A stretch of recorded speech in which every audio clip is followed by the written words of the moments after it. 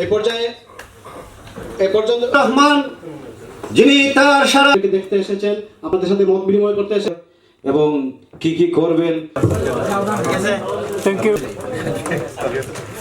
আমাকে এই সমস্ত ষড়যন্ত্র মোকাবেলা আজও খ্রিস্টান যে কোনোভাবে হওয়া যায়, তবে আমি আশা করি সানোয়ার মুজিব ছাতক দয়ার এখানে শেষ করছি। আসসালামু আলাইকুম। আবু শহীদ সাকলাই যে অঞ্চলটুকু আমার আন্তরিক অভিনন্দন ও শুভেচ্ছা। আমি ব্যক্তি জনাব মজিবুর এই কথা শুনবো, সেই সাথে সাথে আমার নজর রাখেন। আমি আজকের এই অনুষ্ঠানের সুনামগঞ্জের অভিভাবককে উনি যাতে লীগের রাজনীতি করি, জননেতা মানুষের ঠিকানা শতকরা মানুষ বারবার আসার জন্য আমি সবিনয় অনুরোধ করছি। বিসমিল্লাহির রহমানির রহিম।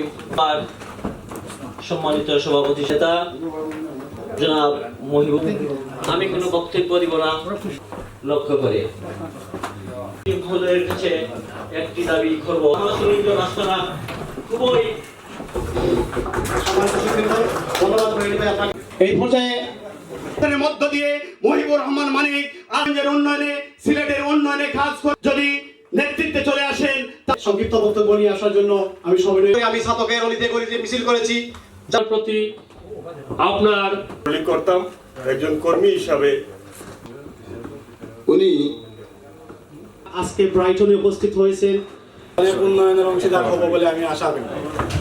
আমার ছাতকবাসী আমার পক্ষ থেকে সব সময় ব্রাইটন একটা মিটিং করে গেছে। হারানোর পরে জাতীয় রাজনীতিতে আমরা অভিভাবক There are a lot of people waiting. সেই মুজিবুর রহমান ইহিয়া বিশেষ অতিথি হিসাবে আসলে আপনি সবার সঙ্গে মোলাকাত করতে আইছো। তিনিও আগামী 5 বছরে কি উন্নয়ন ওনার হাতে আছে। জনাব ইসলাম ভাইকে সংক্ষিপ্ত বক্তব্য নিয়ে আসার জন্য পক্ষ থেকে ও শাসকবাসীর পক্ষ থেকে জানানোর চেষ্টা করছেন।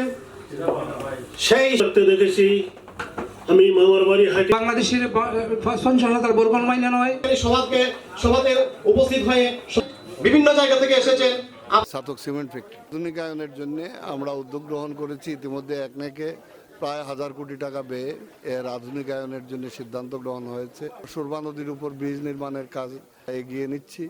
এমনকি দোয়ারা বাজারে আরেকটি সুরমা নদীর উপর ব্রিজ নির্মাণের প্রাথমিক সমীক্ষা হয়ে গেছে। যোগাযোগ, শিক্ষা প্রতিটি ক্ষেত্রে আমরা কাজ করে যাচ্ছি।